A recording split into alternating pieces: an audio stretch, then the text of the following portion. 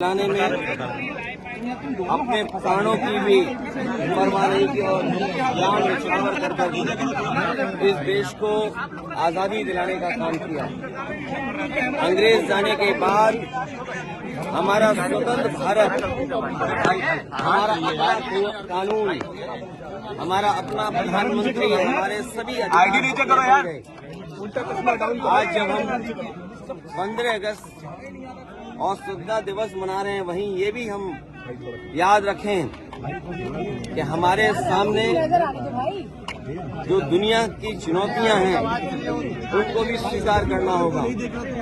जितना हमारा किसान मजबूत होगा, हमारा जितना ही देश आर्थिक रूप से मजबूत होगा, उतना ही नौजवानों का हम भविष्य बेहतर कर पाएंगे।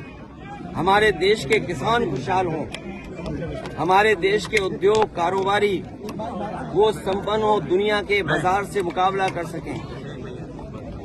हमें अपने देश को मजबूत बनाने के लिए कोई भी त्याग करना पड़े, उसके लिए हम सबको, भारतवासियों को तैयार रहना चाहिए। जहां तक समाजवादी पार्टी,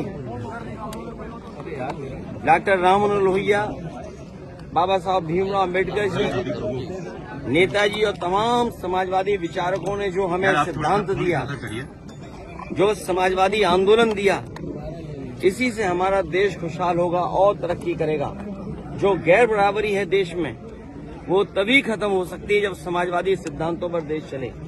आज हमें खुशी है कि उत्तर प्रदेश की जनता ने समाजवादी पार्टी पर भरोसा करके सबसे ज्यादा सांसदों को जिता करके एक हम समाजवादियों को जिम्मेदारी दी है कि देश को मजबूत बनाने के लिए, देश की एकता को और मजबूत बनाने के लिए हम लोग लगातार काम करते रहें। आज के दिन हम संकल्प लेते हैं कि हमारा किसान खुशहाल हो, नौजवान को नौकरी रोजगार मिले, हम सबका जीवन सम्मान के साथ, और दुनिया में जो हमें मुकाबला करना है उन देशों से मुकाबला कर करके अपना देश सबसे आगे बढ़ाना है।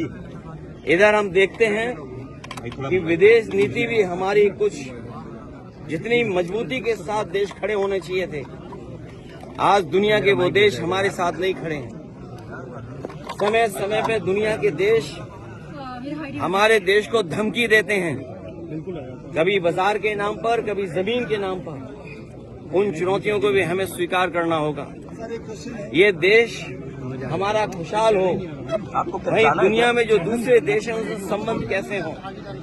अमेरिका जैसा ताकतवर देश, उससे हमारे संबंध कैसे हों, पड़ोसी देश उनसे संबंध कैसे हों।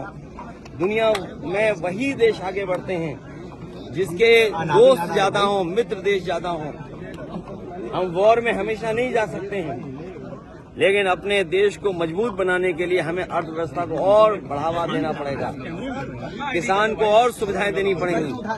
तभी हमारा 140 करोड़ से बड़ा देश, जिसमें सबसे ज्यादा हमें नौकरी और रोजगार की जरूरत है, आज हमारा नौजवान नौकरी और रोजगार चाहता है। हमें उम्मीद है कि आने वाले समय में हम समाजवादी लोग मिलकर के एक ऐसी व्यवस्था लागू करें, समाजवादी सिद्धांतों को ऐसा लागू करें कि सबके हाथ में काम हो, नौकरी मिले, रोजगार मिले।